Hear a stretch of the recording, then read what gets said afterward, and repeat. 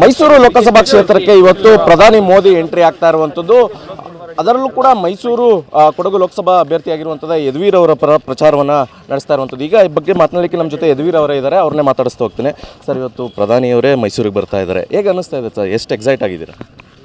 ಪ್ರತಿಯೊಬ್ಬರಿಗೂ ನಮ್ಮ ಸ್ಥಳೀಯ ನಾಯಕರು ಇರ್ಬೋದು, ನಮ್ಮ ರಾಜ್ಯ ನಾಯಕರು ಇರ್ಬೋದು, ನಮ್ಮ ಮುಖಂಡರು ಇರ್ಬೋದು, ನಮ್ಮ ಕಾರ್ಯಕರ್ತರು ಇರ್ಬೋದು, ಅಭ್ಯರ್ಥಿಗಳು ಇರ್ಬೋದು, ಎಲ್ಲರಿಗೂ ಇದು ಭಾಳ ಉತ್ಸಾಹದಿಂದ ಭಾಗವಹಿಸ್ತೀವಿ.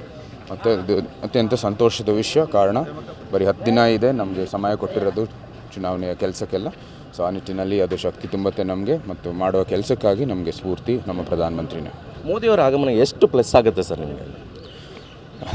ನಿಮಗೆ ಗೊತ್ತಿದೆ, ಪ್ರಧಾನಮಂತ್ರಿಯವರು ಬಂದಾಗ ಎಲ್ಲನೂ ನಮಗೆ ಪ್ಲಸ್ಗಿಂತ ಪ್ಲಸ್ ಆಗುತ್ತೆ. ದೊಡ್ಡ ಒಂದು ಶಕ್ತಿ ನಮಗೆ.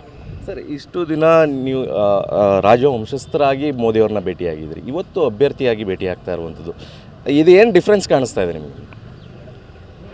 ಆವಾಗಲೂ ಕೂಡ ನಾವು ಸಾಮಾನ್ಯರೇ, ಸಂವಿಧಾನದ ಮುಂದೆ ಕಾನೂನು ಮುಂದೆನೂ ನಾವು ಸಾಮಾನ್ಯರೇ. ಎಲ್ಲರೂ ಯಾವ ನಿಟ್ಟಿನಲ್ಲಿ ಕೆಲಸ ಮಾಡಬೇಕು ಅದೇ ರೀತಿ. ನಿಮ್ಮ ಉಬ್ಬಿದ ರಕ್ತನಾಳಗಳ ಸಮಸ್ಯೆಗೆ ಎವಿಸ್ ಆಸ್ಪತ್ರೆಯಲ್ಲಿ ಕೇವಲ 30 ನಿಮಿಷದ ಲೇಸರ್ ಚಿಕಿತ್ಸೆಯೊಂದಿಗೆ ಮುಕ್ತಿ ಹೊಂದಬಹುದು. ಹೆಚ್ಚಿನ ವಿವರಗಳಿಗಾಗಿ ಸಂಪರ್ಕಿಸಿ 8088837300. ನಾವು ಮಾಡ್ತಾ ಇದ್ದೀವಿ.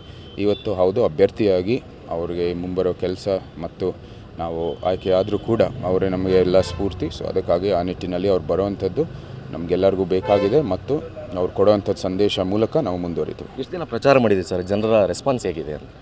ನಾವು ಒಳ್ಳೆ ಪ್ರತಿಕ್ರಿಯೆ ಕೊಟ್ಟಿದ್ದಾರೆ. ಆದರೆ ಪ್ರಮುಖವಾದ ವಿಚಾರ ಅಂತಂದರೆ ಸಂವಿಧಾನ ಬದಲಾವಣೆ ಮಾಡ್ತಾರೆ BJP ಅವರು ಅನ್ನುವಂಥದ್ದು ಕಾಂಗ್ರೆಸ್ ಪದೇ ಹೇಳ್ತಾ ಇರುವಂಥದ್ದು. ಇಲ್ಲ, ಯಾರೂ ಸಂವಿಧಾನ ಬದಲಾಯಿಸೋಕ್ಕಾಗಲ್ಲ. ನಮ್ಮ ಪಕ್ಷ ಸಂವಿಧಾನದಿಂದನೇ ಸೃಷ್ಟಿಸಲಾಗಿದೆ. ಆ ನಿಟ್ಟಿನಲ್ಲಿ ಸಂವಿಧಾನವನ್ನು ಇನ್ನೂ ಭದ್ರವಾಗಿ ಮಾಡುವಂಥದ್ದು ಕೆಲಸವನ್ನು ಮಾಡ್ತೀವಿ. ಇವಿಷ್ಟು ಯದುವೀರ್ ಅವರ ಮಾತುಗಳಾಗಿರುವಂಥದ್ದು. ಕ್ಯಾಮ್ರಾ ಪ್ರಸಾದ್ ಪ್ರಮೋದ್ ಜೊತೆ ದಿಲೀಪ್ ಚೌಡಳ್ಳಿ, TV9 ಮೈಸೂರು.